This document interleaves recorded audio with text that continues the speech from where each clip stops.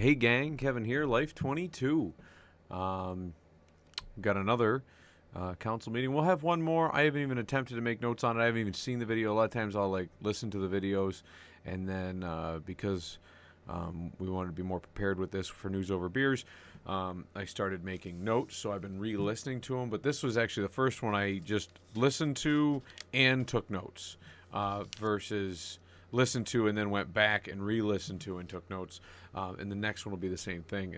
Just because I hadn't seen it, we were playing catch up. Now I'm cognizant that I have to take notes so that we can get this more accurate for you. Yeah, so let's get started. Also, today's sponsor, yet again, the last one, the Oktoberfest from Uncle Tony. Because us at Life22, we take a very, I think I've said this on the channel before, and I've used this in public. We take a very Forrest Gump stance on our beer selections, in that we love Genesee Brewing Company, ladies and gentlemen, the lifeblood of the channel. So, anyways, yeah, here we go to the council meeting from Committee of the Whole and the Common Council meeting from September 14th, 2021. So let's get a plan. It's actually from...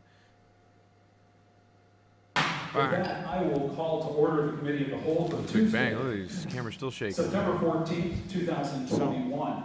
Let the record show that all aldermen are present. Between 0 and 4. Only thing we have on our agenda here for tonight is PL 54-21 Vice Mayor Halio to authorize the transfer of $14,229.29 from the general fund contingency to line item 4068.455 for costs associated with mosquito larva spraying.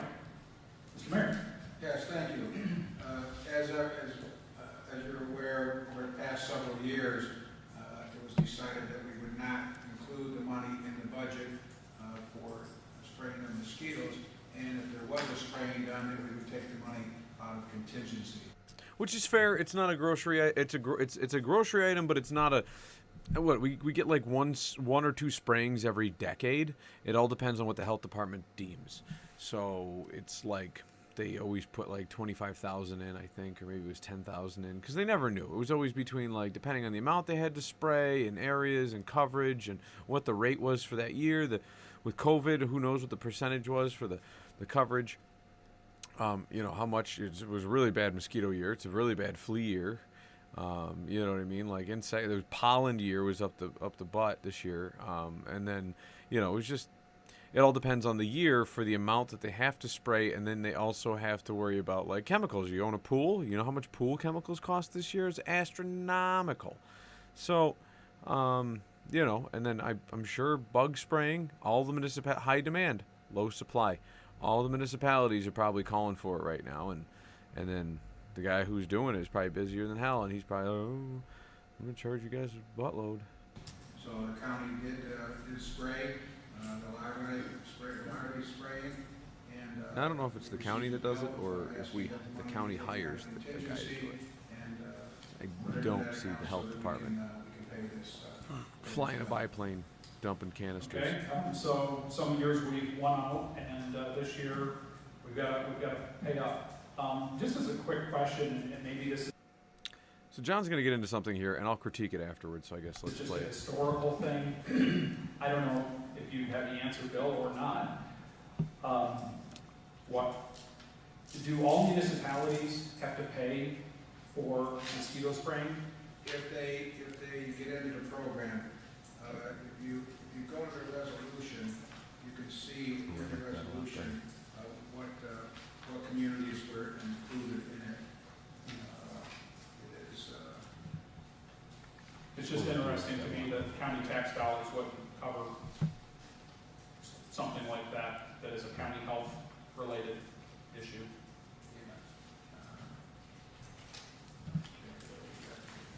You're not going to find it in your paperwork, Bill. And maybe that's something that we might want to reach out and talk to them about in the future, they run a pretty big surplus every year, so maybe this is an opportunity to, I don't know. Yeah, the town of Allegheny is, it's in the program, town of Carrollton, town of Great Valley, town of Hinsdale, town of Olean, town of Portico, city of Olean, city of Salt Lake. And they all pay that same amount roughly? No, they pay, unfortunately, they pay, area-wise. So it's based on the area in which they cover. And Olean obviously pays its fair share of that coverage. And what John's pointing out is, why does the county not pay for this type of service? I see John's point. At the same time, I've had conversations with John about this in particular. Everybody in New York State hates the fact that, like, we pay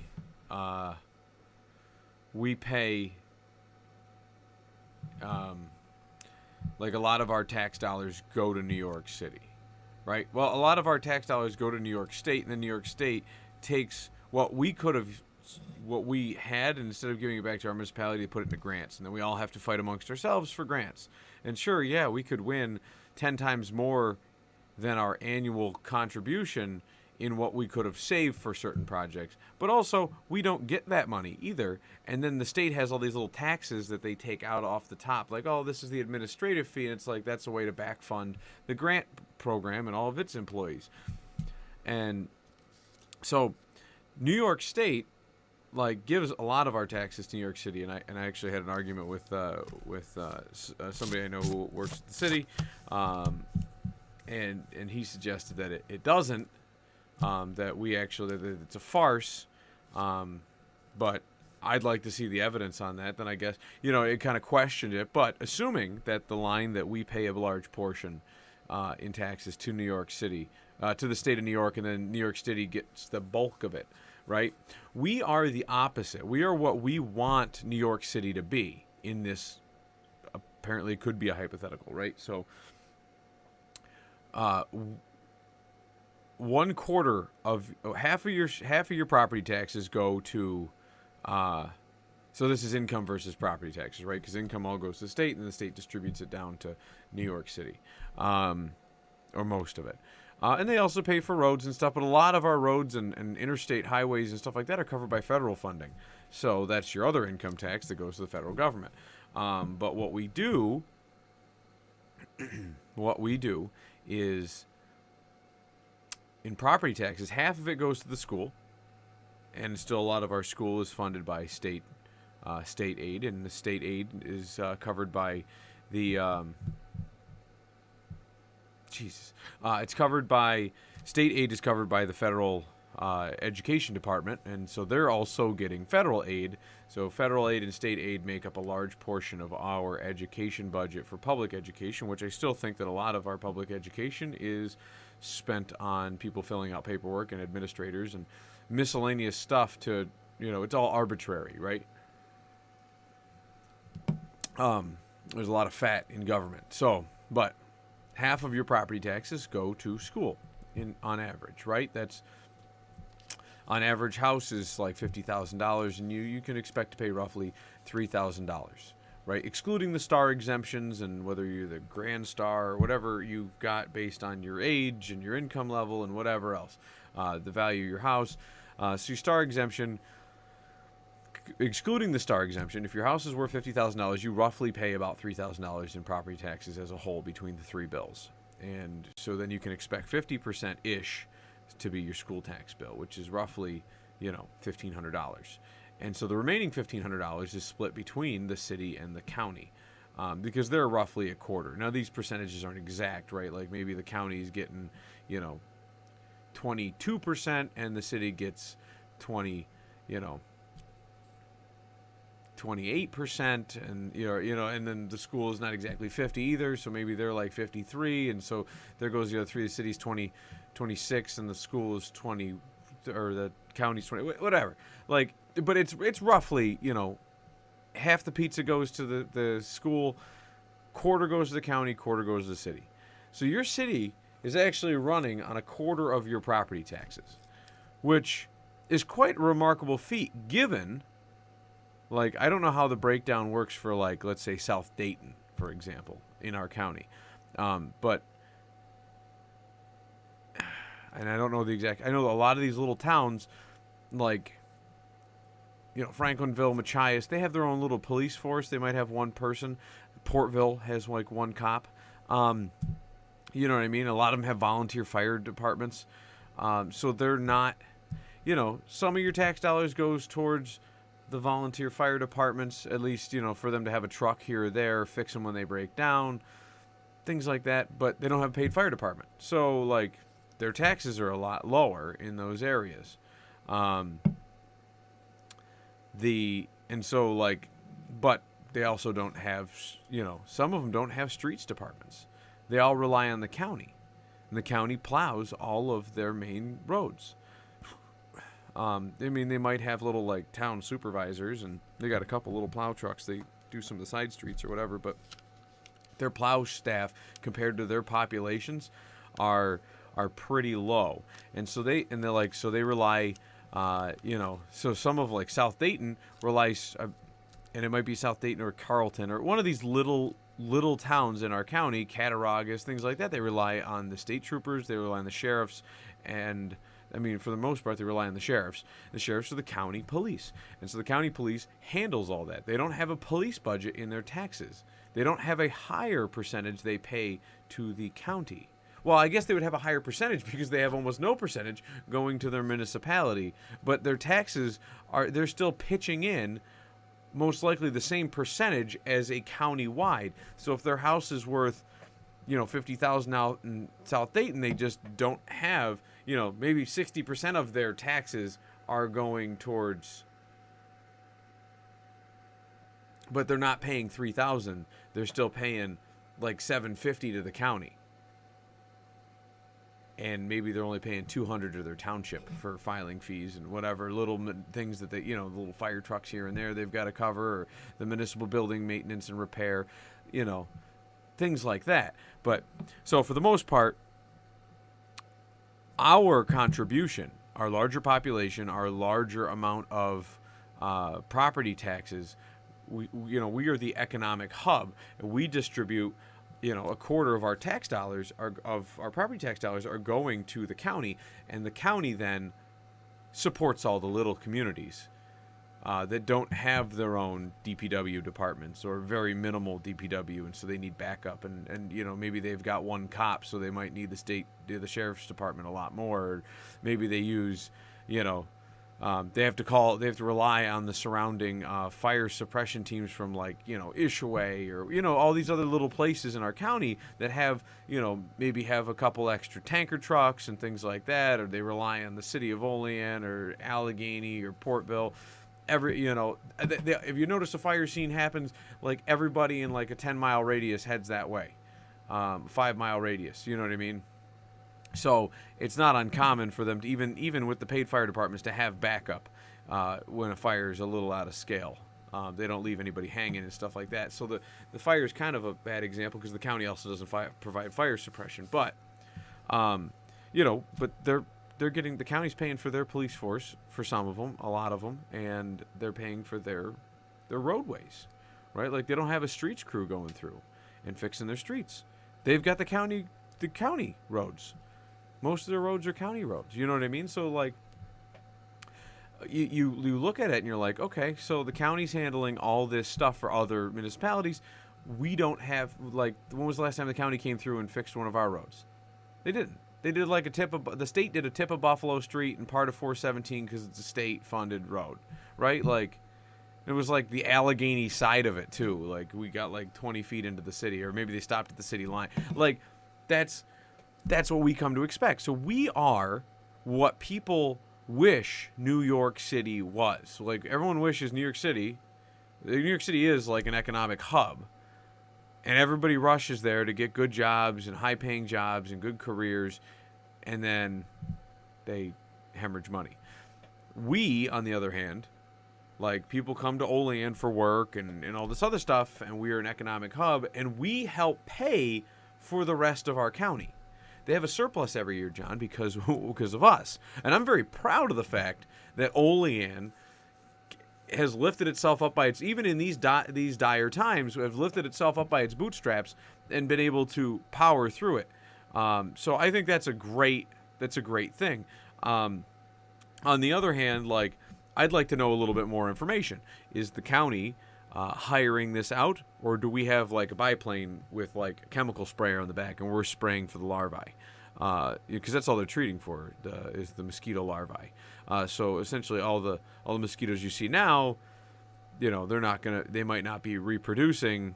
So you're gonna have to still swat a bunch of them on your arms, and it just hedges down their population by a certain percentage because they can't make them go extinct either. We wish they could. I don't see how they're helping. But nonetheless, I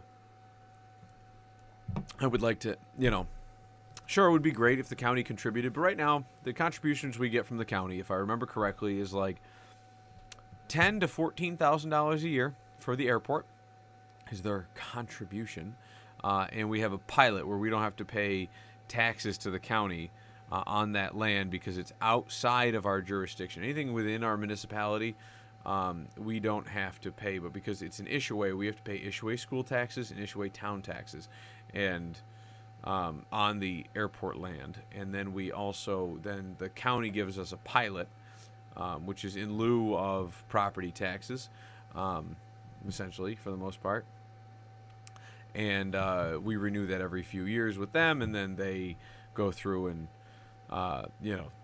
and then they also give us a contribution of like $14,000, and we're like, yay, because the airport like is a net cost of like $200,000, and then it's been a while since I looked at these budgets. It usually spends about $200,000, and then we get some revenue from gas sales, and we got rents up on the airplane hangars, and I think we actually like lose like $20,000 a year if I remember correctly, and then the county's $14,000. You spend $20,000, you have an airport. Like we could put that in a playground. Like then you also wouldn't have an airport, and you wouldn't have support for small businesses. And Alderman Crawford loves to go tit for tack on why we should get rid of the airport. And I could go on for days about the airport. And the airport, another fine point is that the airport is also like our largest non-liquid asset. So even though we get all this FAA grant funding for it, we have to hold it and maintain it as an airport for 20 years in order to only have to pay like 5%, because the state pays 5%, we pay 5%, and then the FAA, for all the grants that we get, pays 90%. But now we have to hold it for 20 years. But when we go to get a bond rating and lower interest rates on our bonds, you take that information. And I know this is all dreary and boring for most of you, but if you got rid of that airport, all of a sudden your percentage, your bond rating, goes down, which means your interest rates go up. And because this thing, like, you're putting a runway on it that they just approved. Well, like, that's like a $20 million project, and we're going to spend like $60,000.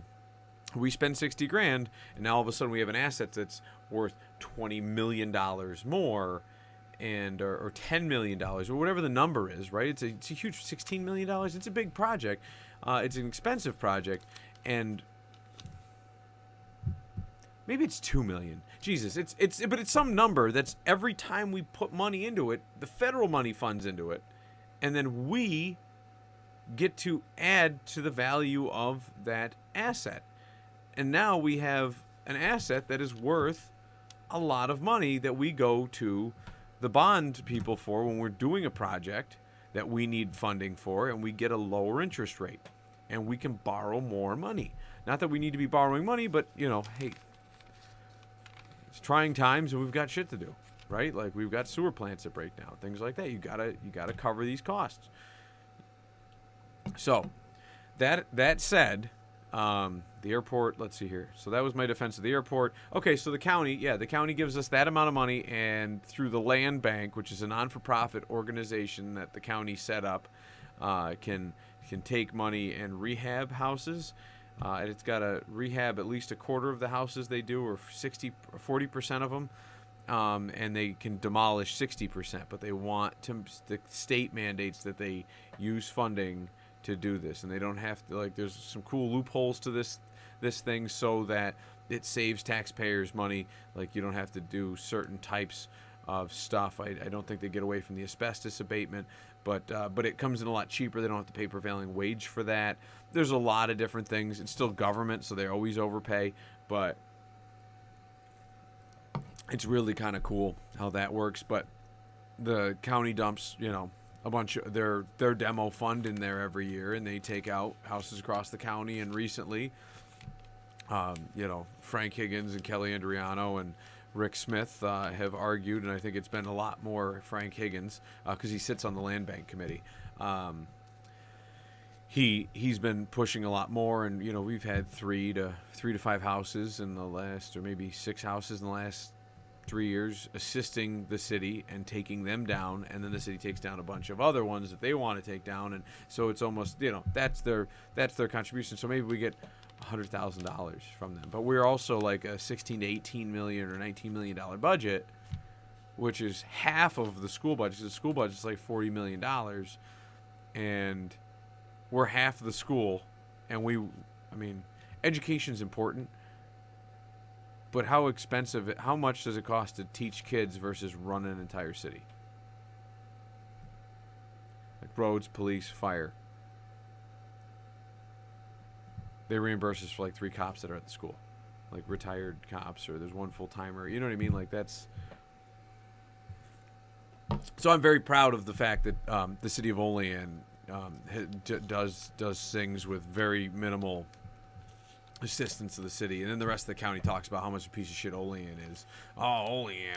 If you go to a county meeting sometime and listen to them talk about how Olean gets everything.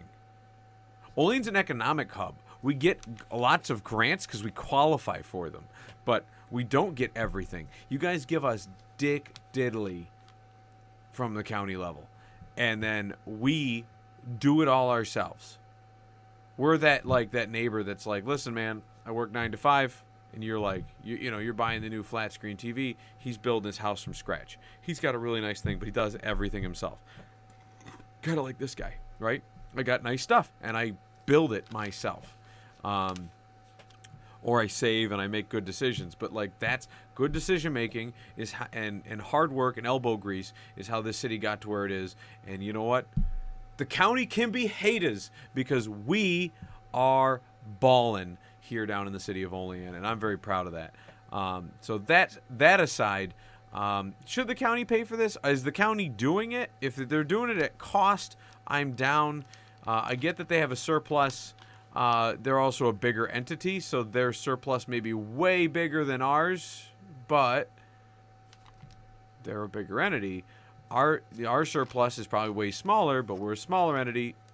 It's all in relation to, budget sizes, really.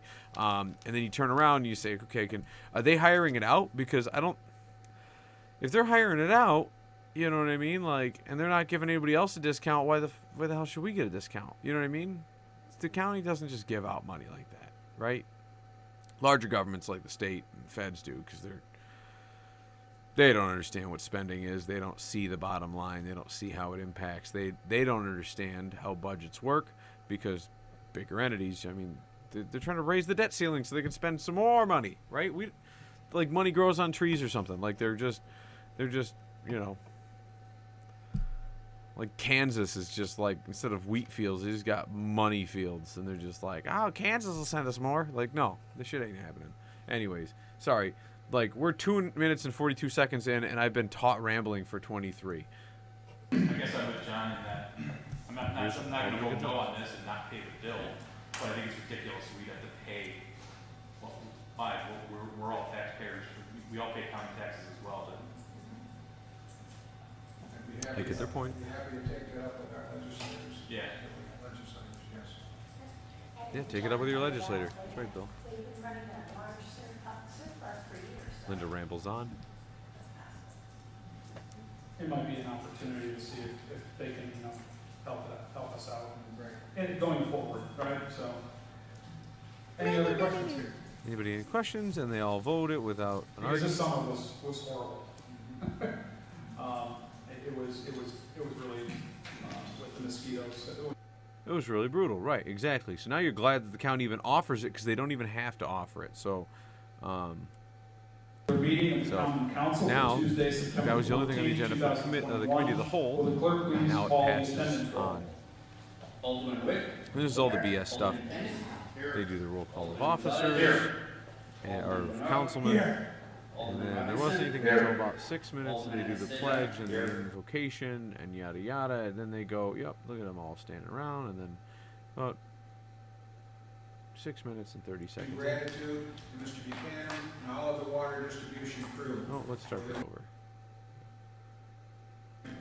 Thank you, John. Communications I have from a the couple of things tonight. First, I would like to take this opportunity to express my appreciation and gratitude to Mr. Buchanan and all of the water distribution crew for their response and dedication to public safety and for providing and preserving continuous water service to our residents. Our employees, Robert Buchanan, Kevin Callahan, Levi Armstrong, Mark Ayers, Pat Driscoll, Joe Uti, and to those who stepped up to help Andrew Weber and Robert Tulun, and Mark Axel and Shane Thurst show resilience in their work over the last several months in an effort to make emergency repairs to our aging infrastructure. Their sincere desire to provide an essential service that can also easily be taken for granted is greatly appreciated. Please accept this letter of acknowledgement as a token of our gratitude for all your continued dedication and performance when being called upon in a time of need. No, it's only due to our incredible employees that the city can provide such great service to all our residents. We do have several of them here tonight, and I have a certificate of appreciation that I'd like to give out to them. So I'm going to set up here. And so, Bob Buchanan. Bobby Bob the is the Cannon. supervisor. And get this out of here. Look at them arms. Thank you very much. Oh, thanks. Okay. Appreciate it. Kevin Callahan, Bobby's the stud down at the water filtration plant. Levi Armstrong, He used to be a UFC fighter. thank you very much. Mark Ayers, So these guys are real troopers out there. When you see guys sitting in a ditch and like Thank you. 20 below, and you don't Yeah, have this water one. on your street, it's these guys that are out in that ditch, Okay. following the water Joe mains, Hoover. replacing valves, doing all that stuff. 20 below Andrew zero. Weber. They had State Street shut down a couple months ago. They had water spraying off the bridge. A portion of the Robert. city and the rec center went down. These Tulum. guys, yeah, the unsung heroes. You know, Out here. these guys are awesome. so I will give the rest of these to Bob. Do you want them, Brad or Bob? Give them to Bob. Okay. So, thank you all for your dedication, keeping the water flowing. And, child So Lynn- cancer, so. Lens reads this next part after this communication from the mayor's Childhood Cancer Childhood Awareness Month. Cancer Awareness Month. Whereas National Childhood Cancer Awareness Month brings awareness to pediatric cancer, the leading cause of death by disease for children under the age of 14. Whereas each day in the United States, 42 children are diagnosed with cancer, and many treatments developed for adults cannot be used to treat the young. Whereas currently only 4% of federal cancer research funding is dedicated to childhood cancer, and it is crucial to fund safer, more effective treatments and cures for children with cancer.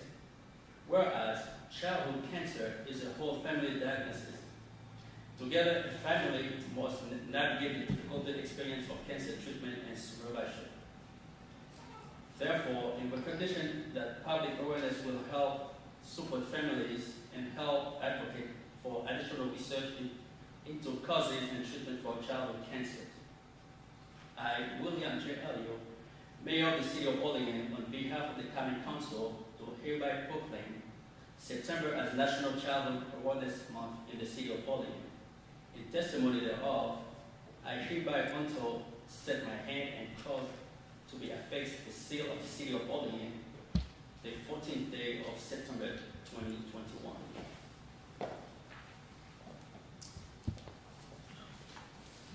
This is Janet Mosier. She is she has a grandson who is suffering with the disease. And you'll notice in Lincoln Park, there is a wreath that'll shine for the month of September, and recognition and to bring light to Childhood Cancer Month. So, Ms. Moja, thank you very much for coming. Thank you. Here you go. Here. Thank you. Okay.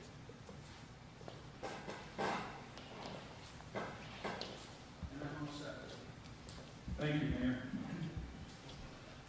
And to the Water Department, on behalf of the Common Council, we thank you too. God knows I've seen you guys enough in Ward 5, and your hard work is certainly appreciated and duly noted, so thank you. Miscellaneous communications, We have none. city official reports. Monthly report of the city auditor, month ended. So August they're going to do a bunch of 21. Quarterly report of the city talkie auditor, until month about ended 12 minutes. August Oh yeah, so 12 minutes to 14 minutes they're doing referrals. Proposed legislation. 14 minutes are Gal Pal Linda speaks. Gal Pal, I believe that's her pronoun. Cancer Awareness Month. It's also Ovarian Cancer Awareness Month. And if you drive down Main Street, our street for the medical group to the end of Main Street is decorated with aqua colored. Thanks, Linda. Ovarian Cancer Month. Drive down Main Street and you can see all the aqua-colored flags. 15 and a half State your minutes. name and address, and you'll have 5 minutes.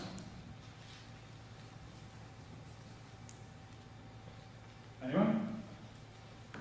Anyone?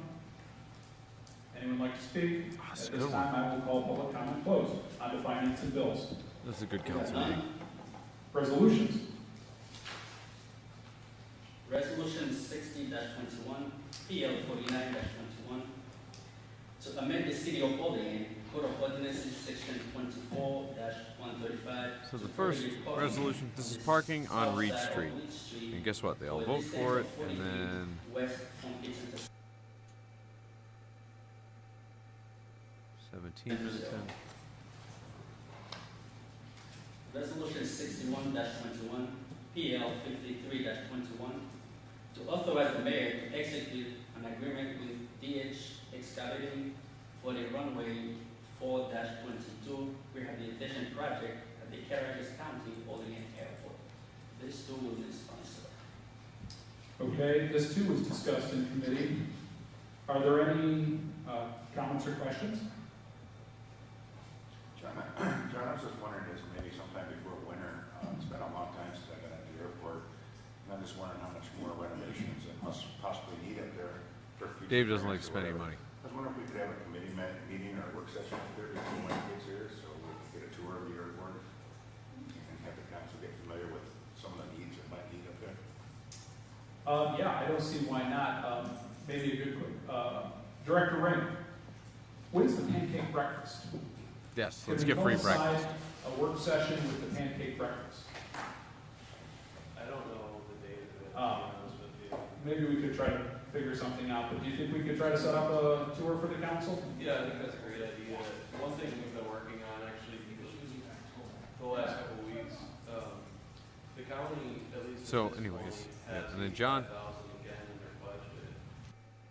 Hate to cut Bob short, but then about 19 and a half minutes in, His question, and I was, again. John just interrupts out of to talk about curiosity, dress So I know that a number of interested parties now have come into Olean to look at our facility at Dresser Rand. In fact, there's hopefully, we're gonna get some bids coming in, to help our facility out here, sooner or later.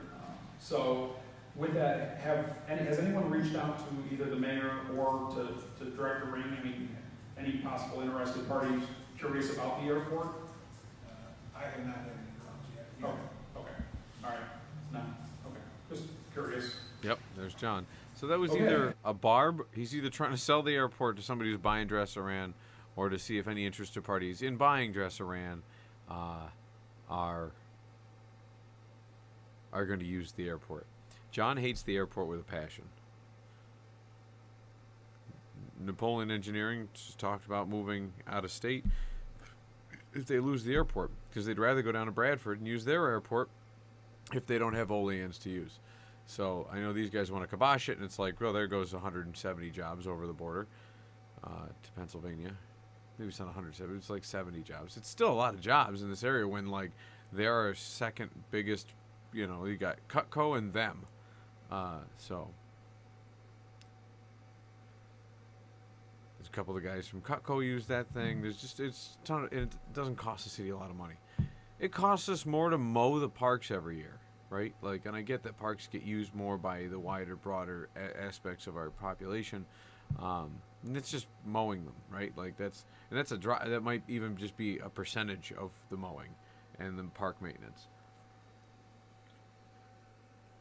So, I mean, it's a no-brainer from a financial standpoint why you'd keep it. You know, we easily save $20,000 in our bond rating. What's 1% of, you know, our bond rating is pretty high.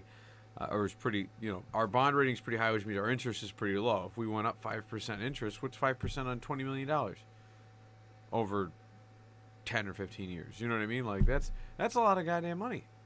Just saying. Probably more than pays for itself to have the damn airport up there. So, let's see here. Here's a good one. In about 33 seconds from this point. Oh, damn. Will the clerk please call the roll? Oh, here it comes. Carries 7 to 0. Aw, I missed it. Alderman Gonzalez. Yes. They all vote yes. Alderman Bernard. Yes. Alderman Robinson. Yes. Alderman Anastasia. Yes. Wait for John. And Alderman Buffer. Yes. Motion carries 7 to 0. Oh, Johnny. You didn't want to do it. He's never voted yes on the airport. I think this is his first airport vote. He may have when he first started, but he never voted. I don't like, usually he's like, I'm going to follow my constituents' gut and vote no. No, every time. And this time he had to just, meh. Then we go back into Resolution 62. the mosquito spraying and Transfer of funds from 068.455. Okay, this is to move the money for mosquito spraying for the reimbursed county. Any final questions? Seeing, Yes. What is our balance after this? This is the first action in contingency for this. so Alderman Robinson talks about what else are we taking out of contingency, and then Paul Gonzalez, or Alderman Gonzalez, steps in and starts bitching. any other comments or questions? I just want to say that I'm going to vote yes on this just because I think we should pay the bill, but I think it's ridiculous that we have to, I mean, we're cash strapped as it is. Ridiculous. usually, right? Ridiculous. We're trying to scrape every dollar, that 16 grand is a lot more. 14 grand is a lot of money to the city of Olean. The fact that we have to cough it up for the county over there, I think it's ridiculous, but Okay. my 2 cents. Thank you, Alderman Gonzalez. Any other comments or questions? Seeing none, will the clerk please call the roll? And they Alderman Witt. all vote yes on it. Alderman Pat. 22 minutes and 30 Motion seconds carries in. 7 to 0. The restripe. Resolution 63-21, Ro- PL 55-21, to authorize the mayor to execute an agreement with Accent Strike INC for the cost. And Alderman Crawford. Yes. Motion carries 7. What the hell happened?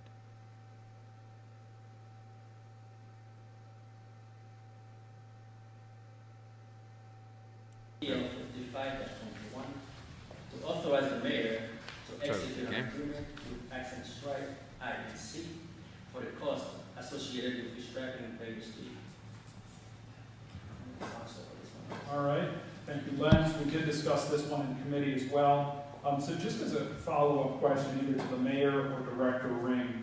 So the amount here is just shy of $60,000. I'm trying to recall when we were building into the budget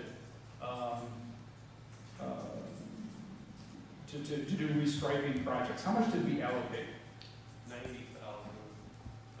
But at the time, when we talked about those details, we had included some Restriping costs projects. for How many of you guys wanna non-paving listen to this? streets to do the about. just, spend boilerplate needed stuff. there. That money came out of the capital fund as well. 25 and a half minutes in.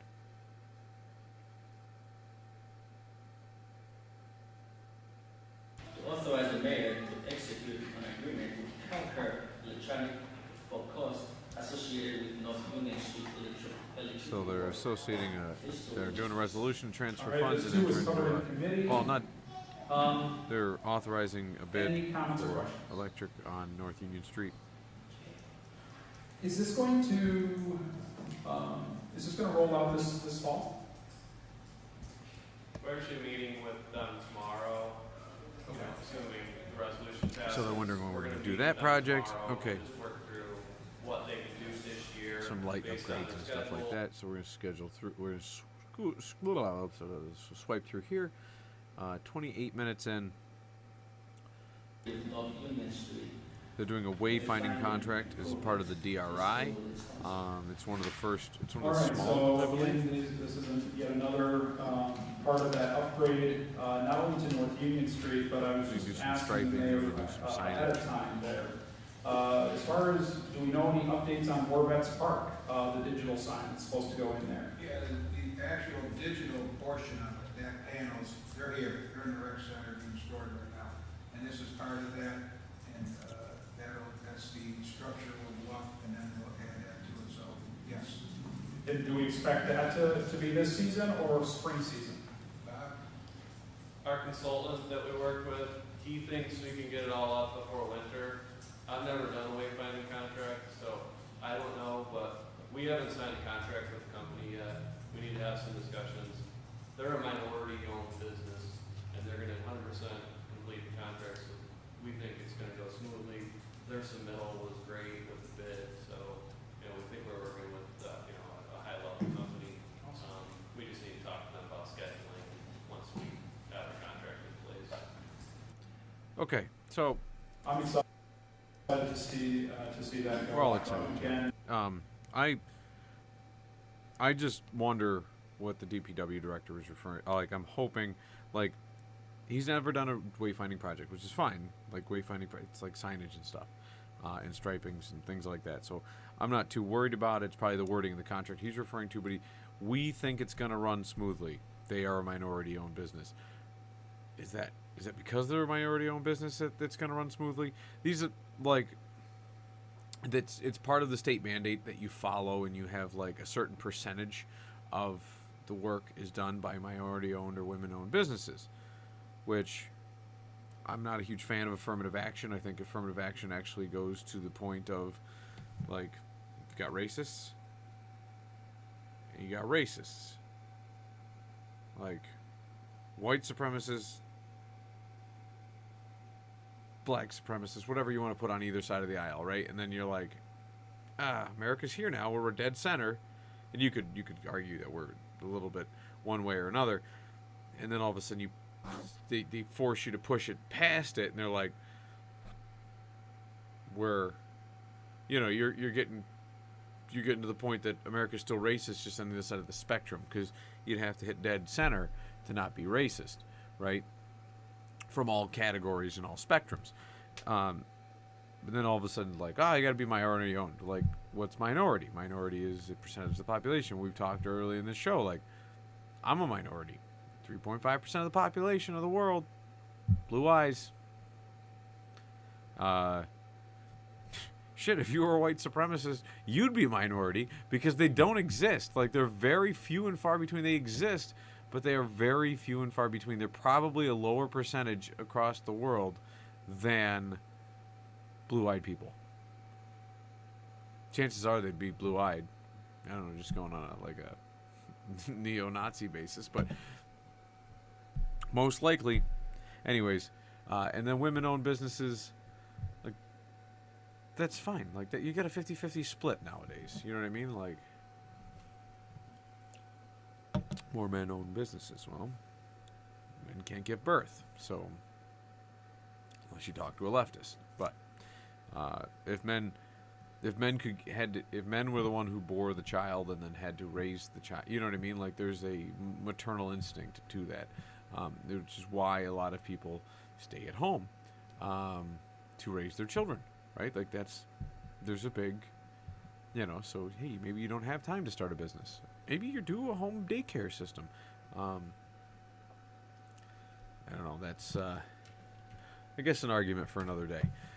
Anyways, moving on. So the wayfinding project's underway. They're excited to start seeing that.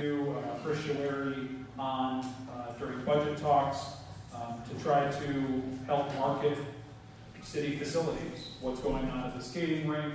So they say they work with the all the events that we're having coordinator around for town. It's something that Youth and Rec. If you watched the budget talk during that time, Chris Schwery was pushing bumper cars.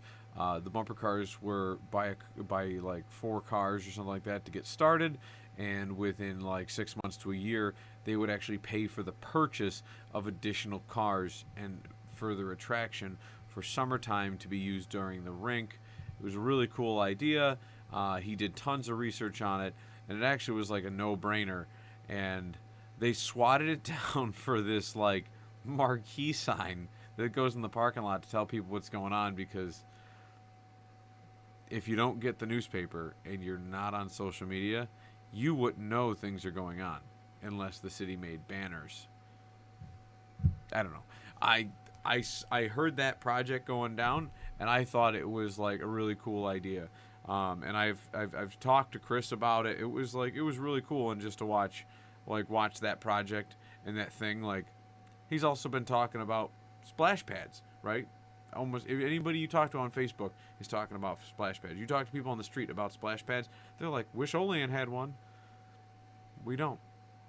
We pay for a pool with a deep end, and that it was a big restoration project because it was existing. I don't know. Get rid of it, you have less pool chemicals. You don't have to have we hardly opened the big pool this year at all. I don't even know if it was open. We couldn't get lifeguards. Pool chemicals are ridiculously expensive. So, splash pad was the way to go. Chris is very passionate about the youth and rec programs. I would have gone with his bumper cars, not a fucking marquee sign. Excuse my language. Anyways, and that's it. That's it, folks. I know the mayor's been talking about for But they're a all while, going to talk so about it. We worked with Chris. Like, you it can only fucking help shit on us, his idea as we and then move pick some forward. So fucking that's marquee very sign. clear. He offered 2 different things All that he right, wanted done there, and you picked the Any questions? the comments? one thing that wasn't as Seeing none, important as the first I'm thing he happy to offered. accept the sponsor. So we can do both of these. And then you guys are like, how would you Sponsored do by this Alderman one? It Hess was kind of dumb. And seconded by Alderman Witt. Will the clerk please call the roll? Yada yada. They call the roll. A lot of delays in the market right now. The last I heard it was 4 to 6 weeks. I'm gonna just make sure it's been delivered and it's on its way, and I'll give you an update.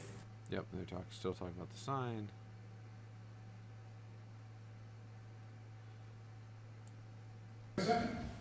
Seconded by Alderman Gonzalez. All in favor? Aye. Opposed? And that's it, folks. That's it. We're under an hour. There we go. I was worried. I was worried we were gonna be like 2 hours in this goddamn thing. Wasn't that? It was like a 30-minute meeting.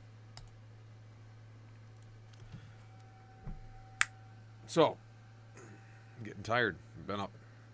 It's Saturday, but we're working. Yeah, I mean. So, thanks guys for tuning in. That was a quick one. We'll get you some other ones, and we'll go from there. And I'll maybe have another one. And I'm sorry about the interview.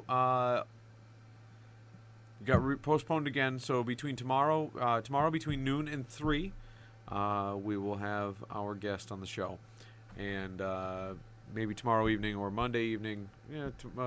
Sometime tomorrow I'll try to bang out that last council meeting, so that this coming Wednesday we will have.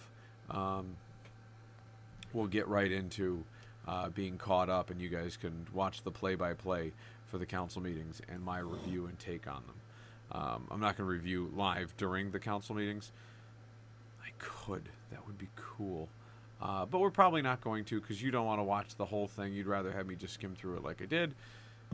Then again, I go on rants and I'll pause them, and I don't think I could pause the live stream, so I'd have to like fit it all in and then do a commentary afterwards. A lot of work. Anyways, thanks guys. Don't forget to like, subscribe, and continue to send your hate mail. We love your hate mail. Love it. L is for the way that I love your hate mail. Peace.